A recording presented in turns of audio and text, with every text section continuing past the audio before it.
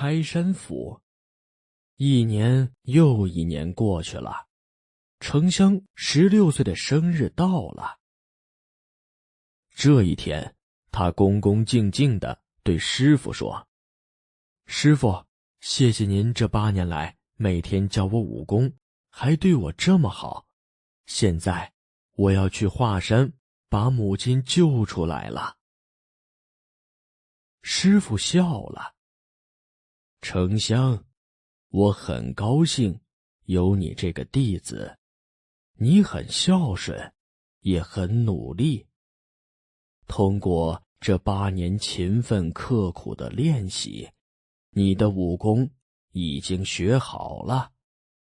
这是一把开山斧，你可以拿着它去救你母亲了。”“谢谢您，师傅。”程香恭恭敬敬地接过发亮的开山斧，离开了师傅。他越过一条条河流，翻过一个个山头。1个月后，他终于来到了华山。华山又高又大，山上长满大树，从山下往上看，只能看到绿树和白雾，山顶在云雾中。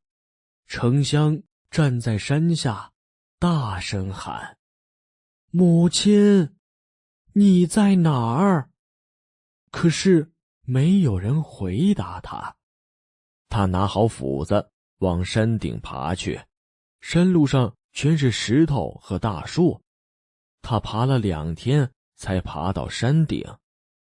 他站在山顶，想用师傅给他的开山斧把华山砍开。可是虽然已经勤奋刻苦地学了8年武功，但他还是不能砍开华山，只砍下了一些石头和大树。别白费力气了。突然有个声音对程香说。程香看过去，白色的云雾里站着一个人，他手拿大刀，冷冷地看着程香。“你是二龙神？”程香吃惊地问。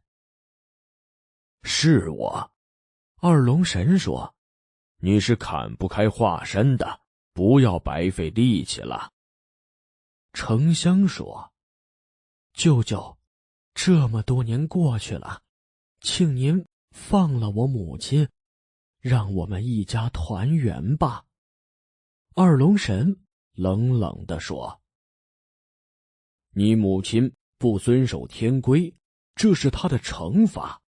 谁想救她，都要和她一起接受惩罚。你最好马上离开，否则我就不客气了。”程香拿起了开山斧，说：“这规矩不合理，我一定要救母亲。”二龙神很生气：“你和你母亲一样不听话。”他挥刀向程香砍了过来，程香举起开山斧迎了上去。程香和二龙神的本领都很强，一时间地动山摇，黑云满天。他们从山上打到天上，从天上打到地上，又从地上打到水里，从太阳出来打到太阳落下，又打到太阳再次出来，怎么都分不出高低。终于二龙神的刀被程香打掉了，他又急又气，大手在空中一挥，宝莲灯出现了。